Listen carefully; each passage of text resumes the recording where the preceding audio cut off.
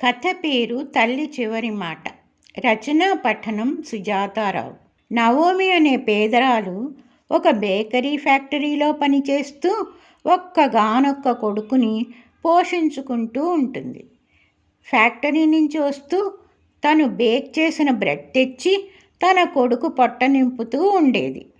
కొడుకు జానీ తల్లి తెచ్చిన బ్రెడ్ రుచికి బాగా అలవాటు పడ్డాడు. ప్రతి సంవత్సరం జానీ పుట్టినరోజుకు ఫ్యాక్టరీ బ్రెడ్ కాకుండా ఇంట్లోనే బనానా బ్రెడ్ బేక్ చేసి పుట్టినరోజుకు ఇచ్చేది.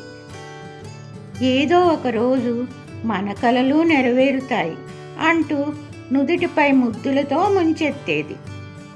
ఆ రోజు మాత్రం జానీ ఒక రాజకుమారుడిలా అనుభూతి పొందేవాడు. కాస్త ఊహ తెలిసాక, అమ్మా, నేను పెద్దయినాక పెద్ద బేకరీ ఫ్యాక్టరీ పెడతాను, బ్రెడ్, బన్, కేక్ ఇలా అన్నీ తయారు చేసి గొప్పవాణ్ణై నిన్ను మహారాణిలా చూస్తాను అనేవాడు జానీ. నాన్న, బేకరీ ఫ్యాక్టరీ గొప్ప కాదు బాబు, నువ్వు తయారు చేసిన బ్రెడ్ ఎంతమంది నిరుపేదలకు పంచుతావు అనేదే గొప్ప. మనం బీదరికం చూసాం, మనలా ఎవరు అర్ధాకలితో ఉండకూడదు. నువ్వు నా కొడుకువి, అలాగే చేస్తావు, నాకు తెలుసు అంటూ ముద్దులతో ముంచేది. అలా 13 సంవత్సరాలు గడిచాయి. కాలం కాటేసినట్లు ఒకరోజు తల్లి కూడా అనారోగ్యంతో మరణించింది. జానీ శోకం కట్టలు తెగింది. అనాథలా మిగిలిపోయాడు. తల్లి చేసే బ్రెడ్ రెసిపీ తప్ప అతనికి ఏ విద్య రాదు. తల్లి మాటలు అతని చెవిలో ప్రతిధ్వనించేవి. ఇక ఆ గుడిసెలో ఉండలేక ఇల్లు వదిలి వెళ్ళిపోయాడు జానీ.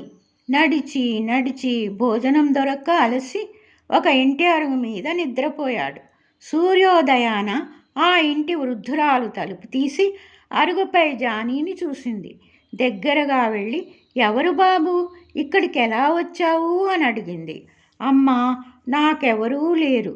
మా అమ్మ మీలానే ఉండేది, బేకరీ రెసిపీస్ బాగా చేసేది. నాకెవరూ లేరు, ఎవరూ లేరు అని ఏడుస్తుంటే ఆ వృద్ధురాలు, ఊరుకో బాబు, దేవుని చేతిలో కీలుబొమ్మలం, నన్ను అవ్వా అని పలుకుతాను. నేను బాటసారులకు భోజనం పెడుతూ ఉంటాను. ఇదే నా వ్యాపారం. నీకిష్టమైతే నాతోనే సహాయంగా ఉండు అంది. జానీ సంతోషంగా ఒప్పుకున్నాడు. అవ్వకు అప్పుడప్పుడు బ్రెడ్ బేక్ చేసి పెట్టేవాడు. రకరకాల శాండ్విచ్లు చేసేవాడు. అవి బాటసారులకు బాగా నచ్చేవి. పార్సిల్ చేయించుకునేవారు. అలా అవ్వ కుటీర భోజనం వ్యాపారం పెరిగింది. 10 ఏళ్లలో అవ్వ లక్షాధికారిని అయ్యింది. జానీ యుక్త వయస్సుకు వచ్చాడు.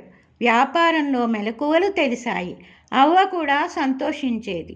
వృద్ధాప్యం వలన అవ్వ ఏదో రోజున పోతాను కదా అని తన ఇల్లు, వ్యాపారం జానీ పేరున విల్లు వ్రాసింది. కొన్ని రోజులకు అవ్వ మరణించింది. జానీకి తల్లి మాటలు పదే పదే ప్రతిధ్వనించేవి. అవ్వ దాతృత్వం ఆదర్శంగా నిలిచింది.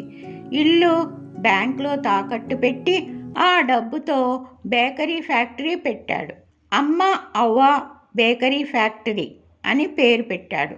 కాలం కలిసొచ్చి గ్రాహకులు పెరిగారు. అతని శ్రమ ఫలించి కోటీశ్వరుడైనాడు. అయినా తల్లి మాటలు మరువలేదు.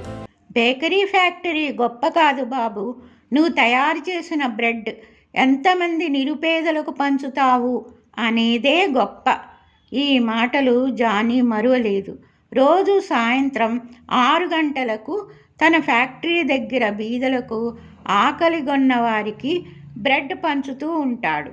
డబ్బు సంపాదన కన్నా ఈ సేవ జానీకి తృప్తినిచ్చింది. తల్లి మాటను, అవ్వ శ్రమను నిలబెట్టినందుకు గర్వంగా కూడా ఉంది జానీకి. పెద్దల మాట చద్దుల మూట.